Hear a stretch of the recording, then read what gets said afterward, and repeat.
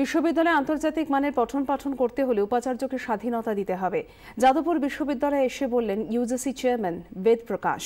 বিশ্ববিদ্যালয়ের বাইরে নিয়ন্ত্রণ করা উচিত নয় মন্তব্য করেন ইউজিসি চেয়ারম্যানের। সাম্প্রতিককালের স্বাধিকার বিতর্কের মাঝে বেদ প্রকাশের বক্তব্য অত্যন্ত তাৎপর্যপূর্ণ বলে মত শিক্ষক মহলের। যাদবপুর বিশ্ববিদ্যালয়ের অনুষ্ঠান, সেখানেই স্বাধিকারের পক্ষে সওয়াল করে গেলেন ইউজিসি চেয়ারম্যান বেদ প্রকাশ। পোডিয়ামে দাঁড়িয়ে তার মন্তব্য, বিদেশের সেরা শিক্ষা প্রতিষ্ঠানের তালিকায় দেশের শিক্ষা প্রতিষ্ঠানের জায়গা করে না নেওয়ার অন্যতম বড় কারণ উপাচার্যদের স্বাধীনভাবে কাজ করতে না পারা। উপাচার্যদের কাজে এখানে বাইরে থেকে হস্তক্ষেপ করা যাবে না। কোনো উপাচার্য ফি বাড়াতে চাইলে স্বাধীনভাবে তাকে তা করতে দিতে হবে, মত বেদ প্রকাশের। I think we need to free the universities from the external controls.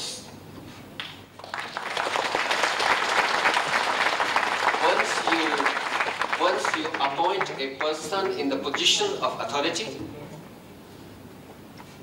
give him full support. একই সঙ্গে ইউজিসি চেয়ারম্যানের মন্তব্য, বিশ্ববিদ্যালয়ের উন্নতির জন্য রাজ্যের অনুদানও বাড়ানো দরকার। তবে বেদ প্রকাশ স্বাধিকার নিয়ে কথা বললেও ছাত্রদের পাশেই দাঁড়িয়েছেন যাদবপুরের উপাচার্য সুরঞ্জন দাস। তার মন্তব্য, যাদবপুরের ছাত্রছাত্রীরা শুধু পড়াশোনা করে না, তারা সঠিক সময় সঠিক বিষয়ে মুখ খোলে। I really feel proud of my students because they not only excel in the classrooms, but they also raise the right questions at the right time whenever they feel something wrong is happening. উপাচার্য গণতন্ত্রের কথা বললেও বেদ প্রকাশকে ঘিরে এদিন বিক্ষোভ দেখায় SFI.